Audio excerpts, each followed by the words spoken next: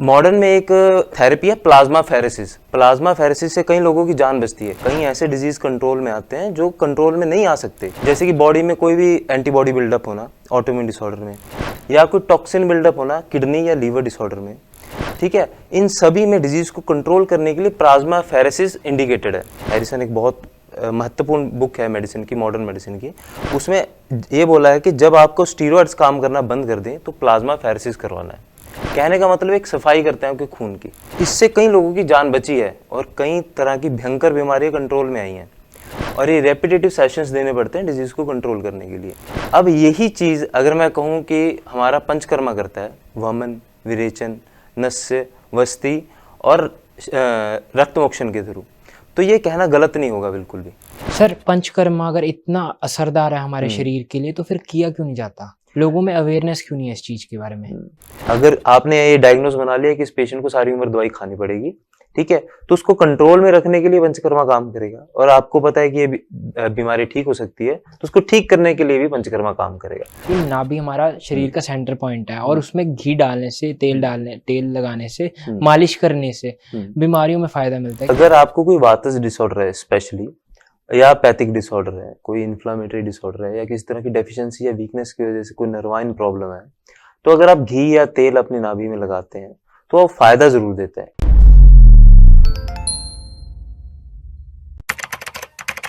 नमस्कार, D5 channel Hindi देख रहे सभी दर्शकों का मैं विभोर चट्टा स्वागत करता हूं।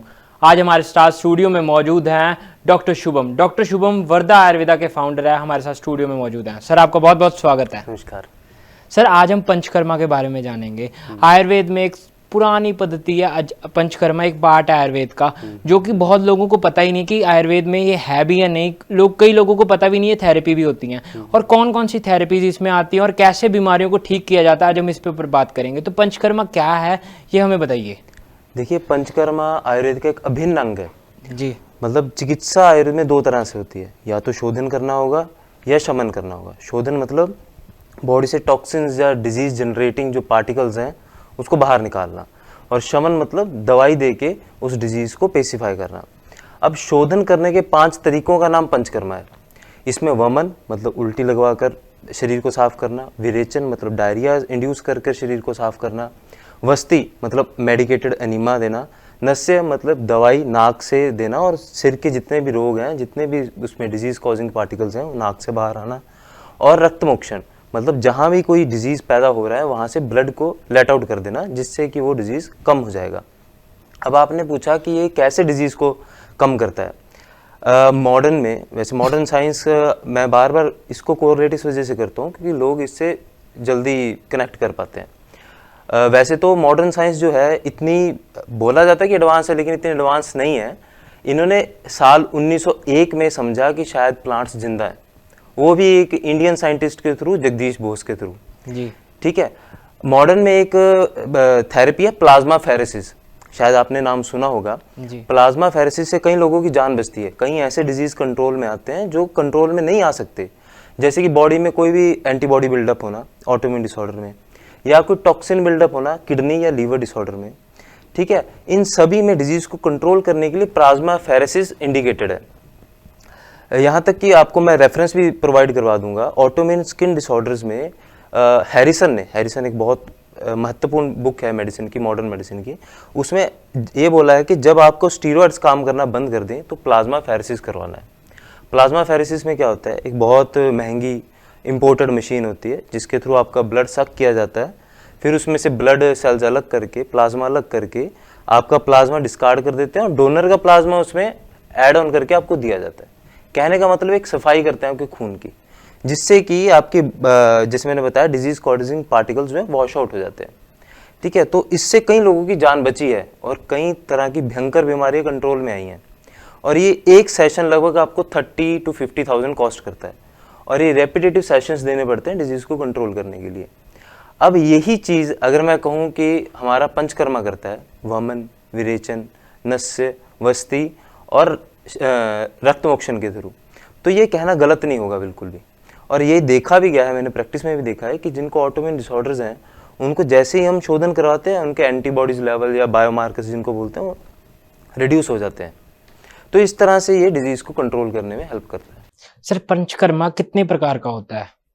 जैसे मैंने अभी बताया, सिंगल आप इसे डिफाइन कर दीजिए। हाँ जी, पंचकर्मा मेन थेरेपीज 5 हैं जो बॉडी को डिटॉक्स करने के लिए यूज होती है, लेकिन उसको असिस्टिंग थेरेपीज जैसे कि मसाज, स्वेदन जिसको हम सेकाई देना या भाप देना बोलते हैं शरीर को, या और केरलीय पंचकर्मा होता है पीजी चिल, है ना, और एक पोटली पिंड स्वेद होता है जिसमें एक पोटली बना के मेडिसिन की सेकाई दी जाती है। तो ये सब असिस्टिंग थेरेपीज हैं मेन थेरेपीज के, है ना। जैसे अभी अगर हम डिफाइन करना चाहें वमन क्या होता है कि बॉडी को घी वगैरह पिलाकर मेडिसिन देकर प्रिपेयर किया जाता है, उसके बाद एक मेडिसिन इंड्यूस करती है वॉमिटिंग। उस वॉमिट से वो सारे के सारे जो टॉक्सिन्स हैं वॉमिट से बाहर आते हैं। विरेचन में उसी तरह से घी पिलाकर बॉडी को प्रिपेयर किया जाता है, फिर एक मेडिसिन दी जाती है जिससे कि डायरिया इंड्यूस होता है, और डायरिया के थ्रू सारे के सारे टॉक्सिन्स जो है बॉडी से बाहर आते हैं। इसी तरह वस्ती में किया जाता है। वस्ती में अनीमा बनाकर, एक काढ़ा बनाकर उसको एनल रूट से दिया जाता है, जिससे कि वो बॉडी में एब्जॉर्ब होता है और बाकी सारा जो है बॉडी का टॉक्सिन लेकर बाहर आता है। नस्से में भी कुछ मेडिकेटेड ड्रग्स होती हैं जिसको हम नाक के थ्रू देते हैं। वो इसलिए दिया जाता है कि अगर कोई रोग जो है, कोई डिजीज जो है सिर्फ हेड के एरिया में, क्लेविकल से ऊपर, गर्दन से ऊपर जितने भी रोग हैं उनमें जो है यहाँ से अगर आपने शोधन करवाना है तो उसके लिए यूज होता है। और उसी तरह से रक्त मोक्षण है, वो अलग अलग चीजों से, जैसे जलोका थेरेपी हो गया या फिर ब्लड लेटिंग हो गया, है ना। इन सब चीजों से जो है ब्लड को डिजीज्ड पार्ट से बाहर निकाल देते हैं ताकि वहां पे ब्लड का फ्लो नया हो और हीलिंग शुरू हो सके। सर ऐसी कौन सी थेरेपीज है पंचकर्मा की जिसे कि सीख कर हम घर पर ही कर सकते हैं? पंचकर्मा एक स्पेशलाइज्ड प्रोसीजर है, तो पंचकर्मा हमेशा ही डॉक्टर की देखरेख में होना चाहिए, क्योंकि इसमें कॉम्प्लिकेशन होने के चांसेस हैं। अगर आपका वॉमिटिंग बहुत ज्यादा हो गया या डायरिया बहुत ज्यादा हो गया तो आप हॉस्पिटलाइज भी करना पड़ सकता है आपको, तो हमेशा ये डॉक्टर की देखरेख में होना चाहिए। सर मैंने सुना था कि नशे में ना कई सारे लोग ऐसे बोलते हैं कि देसी गाय का घी है जो वो नाक में डालना चाहिए, उसके बहुत सारे फायदे हैं, और उसके क्या फायदे हैं आप हमें ये बताइए। देसी गाय का घी अगर हम नाक में डालते हैं तो घी वात और पित्त शामक होता है, तो वात और पित्त से होने वाले डिजीजेस, अब नस्से, नाक जो रूट है वो मैंने बताया जैसे क्लेविकल से ऊपर गर्दन और सिर का द्वार है, तो यहाँ पे कोई भी वात या पित्त से होने वाली बीमारी में आप देसी गाय का घी जो है नस्से के रूप में लेंगे तो उसको शमन करेगा। अब इसमें कौन सी बीमारियां आती हैं? माइग्रेन आ जाता है, आंखों के डिसऑर्डर्स आ जाते हैं, कान के डिसऑर्डर, आपको कान में पेन है, पस वगैरह नहीं है लेकिन पेन है, आपको सुनाई कम दे रहा है तो उसमें आपको खर्राटे आते हैं, आपको नींद ठीक से नहीं आती, आपको बहुत पुरानी एलर्जी है जिसमें पतला पानी बहता है नाक से, उसमें आपको कोई दंत रोग है, आपके दांत हिलते हैं तो उसमें आप ले सकते हैं, आपको सर्वाइकल स्पॉन्डिलोसिस है, आपको गर्दन में तकलीफ रहती है, पेन रहता है, तो उसमें आप ले सकते हैं। सर एक सीजनल डिटॉक्सिफिकेशन होता है, वो क्या होता है? सीजनल डिटॉक्सिफिकेशन इंडिकेटेड है स्वस्थ वृत्ति के लिए, मतलब आपको हेल्थी रहना है, आपको हेल्थ अपनी प्रलॉन्ग करनी है, तो सीजनल डिटॉक्सिफिकेशन इंडिकेटेड है। जैसे मैंने अभी बताया, कोई भी डिजीज आपके ब्लड से होती है, आपके ब्लड में बिल्डअप होता है, वहां से वो दूसरे ऑर्गन में पहुंचते हैं, वहां बीमारी पैदा करती है।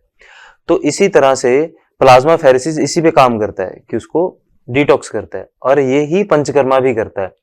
अब अलग अलग सीजन में अलग अलग थेरेपी इंडिकेटेड है। अगर आप हेल्दी हैं, बिल्कुल हेल्दी हैं, और आपको ये चीज प्रोलॉन्ग करनी है, अपनी हेल्थ बनाए रखनी है, या फिर आपको किसी बीमारी के होने का डर है, जैसे आपकी फैमिली में कोई डायबिटिक है, या आपकी फैमिली में कोई पार्किंसंस का मरीज है, या आपकी फैमिली में कोई ऐसा ऑटोइम्यून डिसऑर्डर है जो हेरिडिटरी हो सकता है जी। और आपको इस चीज का डर है कि मुझे ना हो जाए, है ना, तो आप इन चीजों को लेकर ये पंचकर्मा थेरेपीज ले सकते हैं। अब इसमें क्या है कि जो स्प्रिंग सीजन होता है उसमें वमन इंडिकेटेड है, और वमन ज्यादातर उन लोगों को देते हैं जिनको कफज डिसऑर्डर है, डायबिटीज है या कोई भी कफज डिसऑर्डर है, वेट गेन है, हार्मोनल इश्यू है, तो उनको वमन लेना चाहिए जी। और उसी के बाद विरेचन जो है वो ऑटम सीजन में इंडिकेटेड है। ऑटम सीजन में जो है पित्त बढ़ता है हमारा जनरली, तो पित्त से होने वाले रोग जो है, जैसे कि कोई भी इन्फ्लामेटरी डिसऑर्डर है, आर्थराइटिस है, आंखों का कोई भी रोग है, तो ऐसे डिजीज जिनको होते हैं, या इन्फ्लामेटरी नर्व डिसऑर्डर है कोई, तो ऐसे डिजीज आपको अगर होते हैं, आपकी फैमिली में रन करते हैं,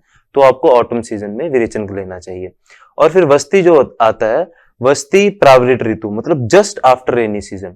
अगर आपकी फैमिली में कोई भी नर्व डिसऑर्डर है या डिजेनरेटिव डिसऑर्डर्स हैं, ये आपकी फैमिली में रन करते हैं, हड्डियों के रोग कोई रन करते हैं, आपको दर्द के रोग आपकी फैमिली में चल रहे हैं, तो आपको इस सीजन में वस्ती लेना चाहिए। और पार्किंसंस अगर आपकी फैमिली में है तो स्पेशली आपको ये वस्ती ट्रीटमेंट जरूर लेना चाहिए। तो इस तरह से ये अलग अलग सीजन में इंडिकेटेड है।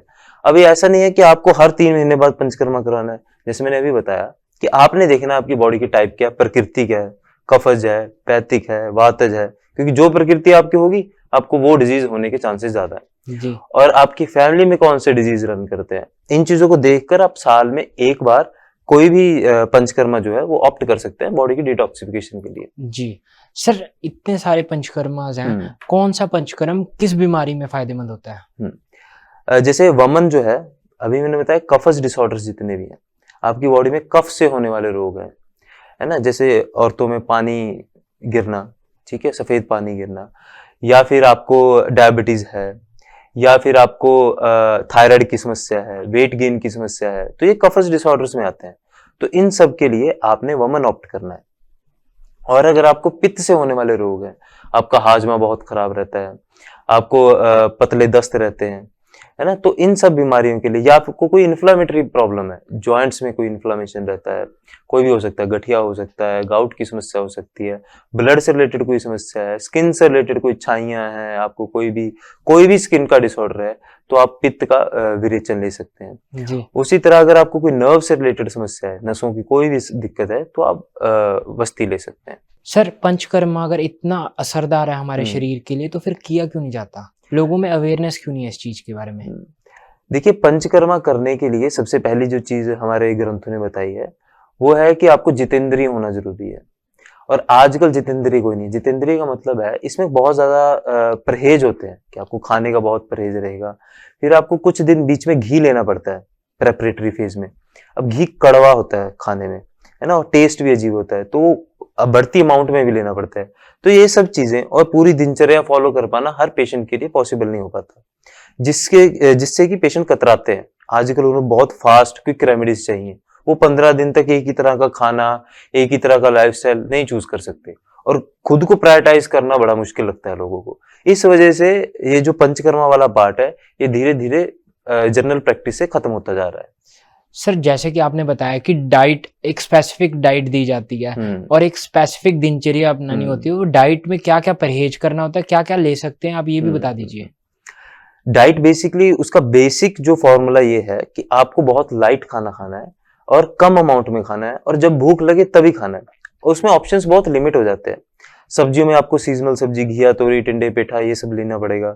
दालों में आप सिर्फ मूंग दाल पे रह जाओगे, ठीक है। आप बहुत ज्यादा कोई हैवी तड़का मसाला नहीं यूज कर सकते, ठीक है। बहुत ज्यादा आप जंक फूड वगैरह कुछ नहीं ले सकते, सॉसेस कुछ नहीं ले सकते, ठीक है। और जब रिकवरी फेज आता है, क्योंकि पंचकर्मा में लास्ट रिकवरी फेज होता है, जब आपकी बॉडी डिटॉक्स हो जाती है, तो ऐसे में अगर आप चपाती या कुछ ऐसा खाना खाओगे तो आपको इंडाइजेशन होने के चांसेस बहुत ज्यादा है। जी। तो ऐसे में आपको चावलों का पानी, फिर पतली खिचड़ी, फिर पतली मूंग दाल, फिर चपाते पे आते हो 3-4 दिन बाद।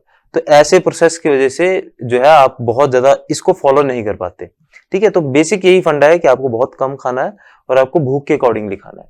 सर, आपने एक कहा था घी वाला फेस, वो क्या चीज है? अब ये एक इंटरेस्टिंग बात है।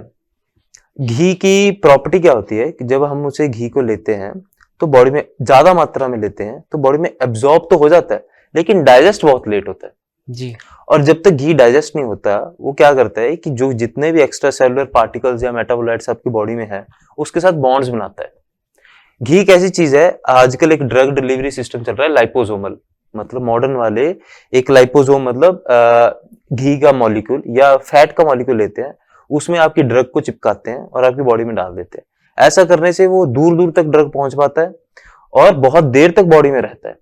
तो यही चीज घी करता है। अब आपने घी लिया काफी सारा, अब वो घी डाइजेस्ट नहीं होगा, वो क्या करेगा, बॉडी में जितना भी एक्स्ट्रा मटेरियल पड़ा है उसके साथ बॉन्ड बना लेगा, और जब वो बॉन्ड बना लेगा हम तब तक वेट करेंगे कि दोबारा जब तक उसका फ्लो गट की तरफ नहीं आ जाता। आपको स्टूल में घी आना शुरू हो गया, इसका मतलब एब्जॉर्ब होना बंद हो गया, अब बॉडी ने सिक्रीट करना शुरू कर दिया, तब हम उसको विरेचन के लिए देते हैं। तो बेसिकली जो फ्लो को वापस गट की तरफ लेके आता है, एक्स्ट्रा पार्टिकल्स को जो चिपकाता है, ये सब काम घी करता है। जी। तो इस वजह से जो घी वाला फेज है सबसे इंपॉर्टेंट फेज है इसमें।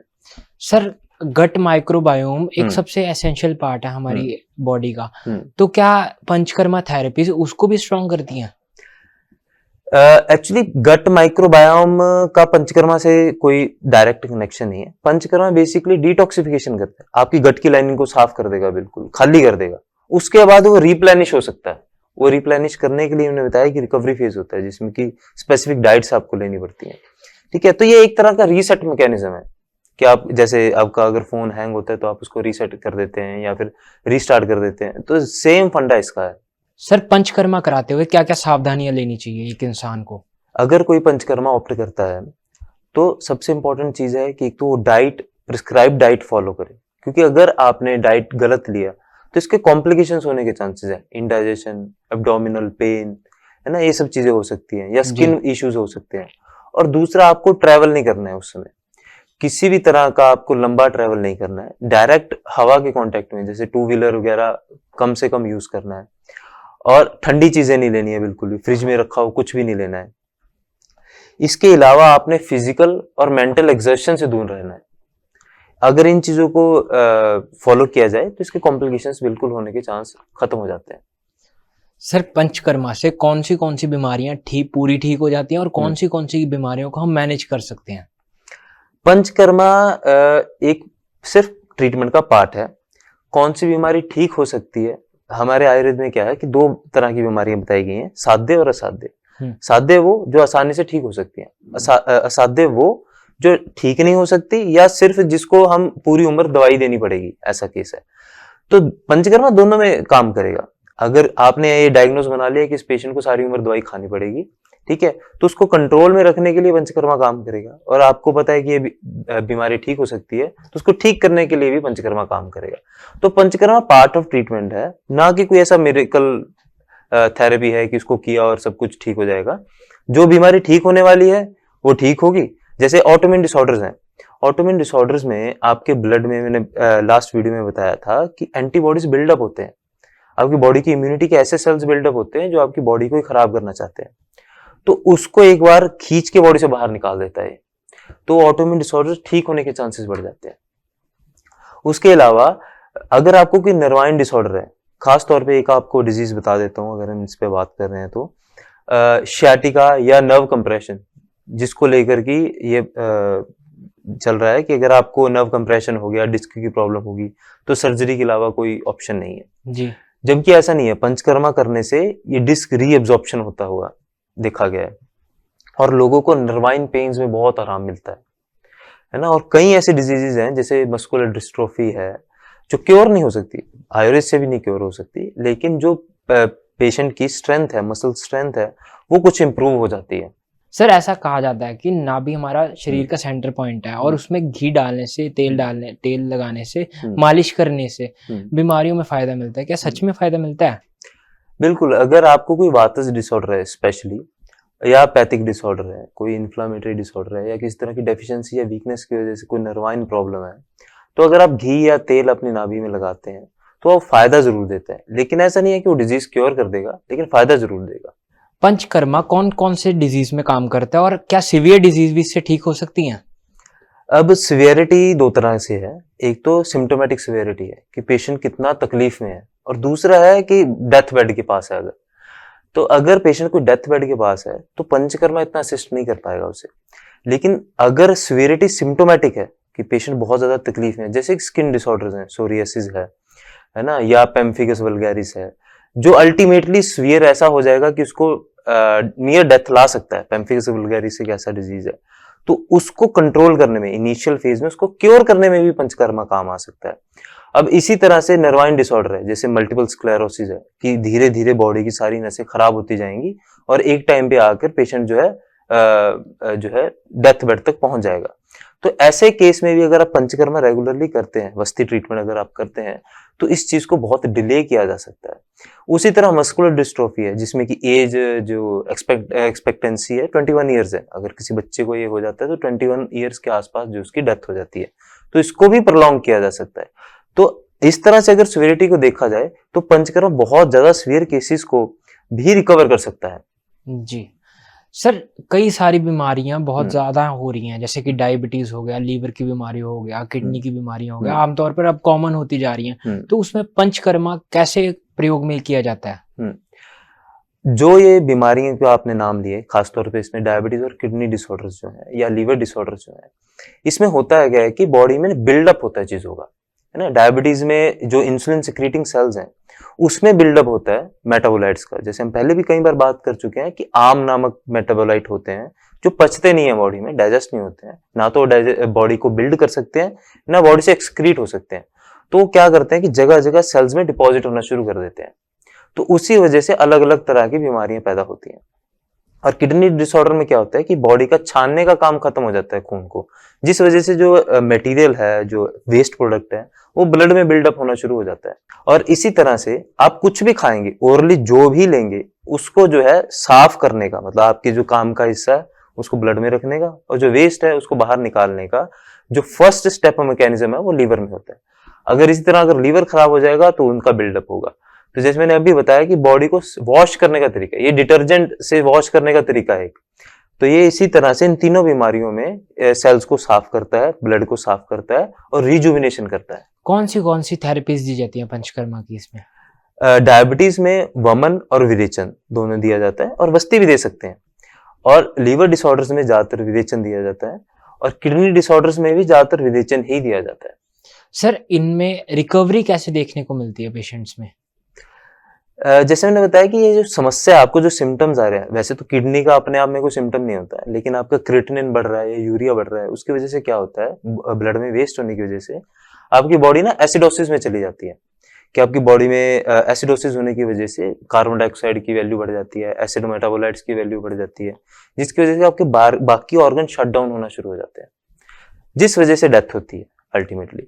तो अगर आप इसको वॉश करते रहते हैं, है ना, हर 6 महीने बाद एक बार ब्लड साफ कर दिया आपने, तो ये एक तरह से डायलिसिस हो गया, है ना, जिससे कि आपका जो किडनी की वजह से जो आपको समस्याएं कॉम्प्लिकेशन आने वाली थी वो कम हो जाएंगी।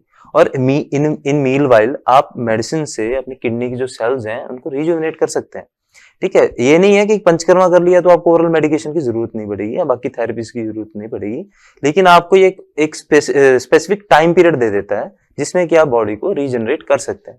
उसी तरह से डायबिटीज में अगर आपने जो है सेल्स को एक बार साफ कर रहे हो, थोड़े थोड़े समय बाद साफ कर रहे हो, तो एक समय आएगा कि वो जमा होना बंद हो जाएगा, और वो अच्छे से, या अगर कंप्लीटली ना सही तो इतना काम करना शुरू कर देगा कि आपको बाहर से इंसुलिन लेने की जरूरत नहीं पड़ेगी। इसी तरह लीवर डिसऑर्डर्स में है। सर हार्ट की प्रॉब्लम बहुत ज्यादा देखने को मिल रही है। एक रिसर्च में सामने आया था कि कोविड से पहले हार्ट की प्रॉब्लम, जैसे हम इंडिया की रेशो की बात कर रहे हैं, तो 20,000 लोग साल में जिनकी डेथ हुआ करती थी, मगर वही कोविड के बाद बहुत ज्यादा रेशो हो चुकी है, 40 से 50,000 लोगों की डेथ हो रही है। तो ऐसा क्यों है, और इसमें पंचकर्मा कैसे फायदेमंद हो सकता है? देखिए, कई वीडियोस में मैंने कमेंट देखा लोगों का कि खाने पीने का कोई टेंशन नहीं लेना है आपको, आप मजे करो, खाए पियो, इतना टेंशन नहीं लेना है ना। अगर आपका खाना पीना बिल्कुल सही है, रहन सहन बिल्कुल सही है, तो जैसे आपने बताया पिछले 5 साल में ऑटोइम्यून डिसऑर्डर्स, हार्ट डिजीज और कैंसर की बढ़ती रेट को आप कैसे डिस्क्राइब करोगे? आप ये कहोगे कि जेनेटिक समस्याएं ये 5 साल के अंदर अंदर जीन एक्टिवेट हो गए, उससे पहले नहीं थे, है ना। तो ये हमारा खान पान और जो लाइफस्टाइल है कोरोना के बाद बहुत ज्यादा चेंज हो चुका है। हमारा जो रेस्टलेस, लोगों को ये लगता था कि कोरोना आने के बाद लोग समझ जाएंगे, शायद अपनी बॉडी को ज्यादा इंपॉर्टेंस देना शुरू कर देंगे, लेकिन ये उल्टा हो चुका है। अभी लोगों ने अपने काम को या पैसे को इंपॉर्टेंस देना ज्यादा शुरू कर दिया है। और दूसरा, जो फूड आइटम्स है, फूड प्रोडक्ट्स हैं, प्रिपेयर्ड फूड ये है प्रोडक्ट्स हैं, वो मार्केट में बढ़ते चले जा रहे हैं, जिनमें कलरिंग एजेंट और ये प्रिजर्वेटिव्स बढ़ते चले जा रहे हैं, जिस वजह से ये डिजीजेस बढ़ते चले जा रहे हैं। मार्केट में जो ऑयल्स वगैरह यूज होते हैं मैन्युफैक्चरिंग के, वो सिंथेटिक ऑयल्स हैं। और जो सिंथेटिक ऑयल्स ऐसे ऑयल्स हैं जो खाना बाहर नहीं सड़ेगा वो अंदर भी नहीं सड़ेगा। अगर 30 दिन की गारंटी उसकी है कि मार्केट में पड़ा है नहीं खराब होगा, 30 दिन आपके अंदर भी नहीं खराब होगा वो, तो अलग अलग जगह जमेगा और अलग अलग तरह की बीमारियां पैदा करेगा। यही इसी कारण से ये सारी समस्याएं बढ़ती चली जा रही हैं। तो सर हार्ट की प्रॉब्लम में पंचकर्मा में कौन सी थेरेपीज दी जाती हैं? हार्ट की समस्या में अगर आपको हार्ट डिजीज हो चुका है तो वस्ती सबसे सेफ प्रोसीजर है। लेकिन अगर आपको ऐसा है कि हार्ट डिजीज हो सकता है, आपकी फैमिली में ऐसी कोई हिस्ट्री है या रन करते हैं ऐसी चीजें, और अक्सर जो है आजकल जैसा खान पान है, तो अल्टीमेटली हर कोई इंसान हार्ट डिजीज तक पहुंच ही जाएगा, और जिनको डायबिटीज है वो तो जल्दी पहुंच जाएगा। तो उनको सीजनल पंचकर्मा, जैसे मैंने अभी बताया, तो सीजनल पंचकर्मा करने से ब्लड को साफ करते रहना चाहिए। अलग अलग स्टडीज हो रही है कि हार्ट डिजीज क्यों बढ़ रहा है। जैसे एक स्टडी है जिसमें कि होमोसिस्टीन लेवल इंक्रीज हो रहा है ब्लड में, जो कि फैट का ऑक्सीडेशन, मतलब फैट का गलना नसों में बढ़ा देता है, जिसकी वजह से कि थ्रोम्बोसिस या खून के थक्के बन जाते हैं ब्लड में, जो जगह जगह जाके जम जाते हैं और हार्ट डिजीज या वेसल्स का ब्लड वेसल्स का डिसऑर्डर पैदा करते हैं। तो अभी ये बोलना कि सिर्फ इस वजह से बढ़ रहा है ये मुश्किल है, लेकिन हाँ, खाने पीने और स्ट्रेस की वजह से ही हो रहा है जो भी हो रहा है। सर अगर किसी ने पंचकर्मा करवाना हो तो उसका क्या प्रोसेस रहेगा? जनरली पंचकर्मा को 15 दिन लगते हैं, उससे कम में जो पंचकर्मा होता है वो प्रॉपर तरीके से नहीं हो पाता, तो मिनिमम 15 डेज तो लगते ही हैं। अब इसको 15 डेज को हम अलग अलग फेजेस में डिवाइड करते हैं। फेज 1 लंघन होता है। लंघन में क्या है कि आपके डाइजेस्टिव सिस्टम को, आपके लीवर को एक्टिवेट करने के लिए बहुत कम खाना दिया जाता है। कम खाना इन द सेंस ऐसा नहीं है कि आप सिर्फ एक चपाती खा रहे हैं कुछ, आप फैट्स खाने से हटा देते हैं, बॉइल्ड खाना खाते हैं, दिन में 2 बार खाते हैं सिर्फ, और रफ फूड, रफेज वाला फूड, मतलब एप्पल या कुछ सैलेड वगैरह ये सब लेते हैं। तो ये 3 से 5 दिन तक चलता है, डिपेंड करता है पेशेंट की बॉडी पे कि कितना उसका मेटाबॉलिज्म, डाइजेशन कमजोर है। जितना कमजोर होगा उतने ज्यादा दिन लगेंगे जी। उसके बाद जैसे मैंने अभी बताया था कि घी दिया जाता है, घी, मेडिकेटेड घी दिया जाता है पेशेंट को, जो कि बॉडी में फैलेगा और एक्स्ट्रा जो मेटाबोलाइट्स हैं या वेस्ट है उसको लेकर गट में आएगा। ये 3 से 7 दिन तक चलता है, ये भी डिपेंड करता है बॉडी टू बॉडी। अब ये कब तक होता है? ये तब तक किया जाता है कि जब तक कि बॉडी में घी फैल ना जाए। कुछ सिम्टम्स होते हैं जैसे स्टूल में घी आना शुरू हो जाना, पेशेंट को स्किन में घी सिक्रीट होना शुरू हो जाता है, नाक में घी सिक्रीट होने से उसको स्मेल आती रहती है हर जगह से। जब ये सारे सिम्टम्स आ जाते हैं तो घी देना बंद कर देते हैं। फिर थर्ड फेज में उसको मसाज दिया जाता है बॉडी को। मसाज और हीट देने से बॉडी के nerve vessel, blood vessels dilate होते हैं और सारा ये प्रोसेस जो है गट में आने वाला गंदगी का वो फास्टन हो जाता है। और फिर उसके बाद 2 दिन के बाद उसको कोई ड्रग दिया जाता है, फिर उससे वमन या विरेचन इंड्यूस होता है, मतलब या तो उल्टी लगवाना वो डॉक्टर डिसाइड करता है या फिर डायरिया लगवाना। ये कंप्लीट होने के बाद फिर 3 से 7 दिन तक का ही रिकवरी फेज होता है, डिपेंड करता है कि उसकी बॉडी कितनी शुद्ध हुई है। अगर जितनी ज्यादा शुद्धि हुई होगी उतने ज्यादा दिन तक उसको रिकवरी फेज में रखा जाएगा। इसमें डाइट चेंजेस होते हैं, जैसे चावल के पानी से लेकर, क्योंकि एक बार आपकी बॉडी साफ हो चुकी है तो उसके बाद आपका डाइजेस्टिव सिस्टम बच्चे की तरह हो जाता है। अगर आपको कुछ भी ऐसा दिया जो पच नहीं सकता तो आपको भयंकर इंडाइजेशन के कॉन्सिक्वेंसेज आ सकते हैं। तो आपको चावल के पानी से लेकर खिचड़ी, खिचड़ी के बाद मूंग दाल के बाद रोटी, ऐसे करते करते 3 से 7 दिन के बाद आप नॉर्मल डाइट ले सकते हैं। सर एक सवाल था कि क्या पंचकर्मा के कोई साइड इफेक्ट भी होते हैं? पंचकर्मा अगर ठीक से ना हो तो किसी भी तरह का साइड इफेक्ट कर सकता है। आपकी बॉडी से जितने भी जगह जगह पर जमा हुए मेटाबोलाइट्स थे, गंदगी थी या टॉक्सिन्स थे, वो सारे आपके ब्लड में आ चुके हैं। उसके बाद अगर वो अच्छे से साफ ना हुए या अच्छे से ना निकले तो वो उनका रीअब्जॉर्प्शन शुरू होगा, फिर वो कहीं से निकल के कहीं तक भी पहुंच सकते हैं। जैसे मैंने बताया कि घी अगर किसी चीज को उठा लेता है तो उसको कहीं भी पहुंचा सकता है ना, तो वो ब्रेन तक भी जा सकता है। तो आपको सिर से लेके पैर के नाखून तक कहीं का भी कॉम्प्लिकेशन आ सकता है अगर ये अच्छे से ना हो तो। जी सर, पंचकर्मा को लेके क्या क्या मिथ्स हैं? जो सबसे मेन जो मिथ है वो ये है कि पंचकर्मा सिर्फ सीजनल डिटॉक्सिफिकेशन है, कि आप स्प्रिंग सीजन में वमन कर सकते हो और ऑटम में आप सिर्फ विरेचन कर सकते हो और प्राइवेट में या रेनी सीजन के बाद में आप वस्ती कर सकते हो। इसके अलावा आपको पंचकर्मा नहीं करना चाहिए।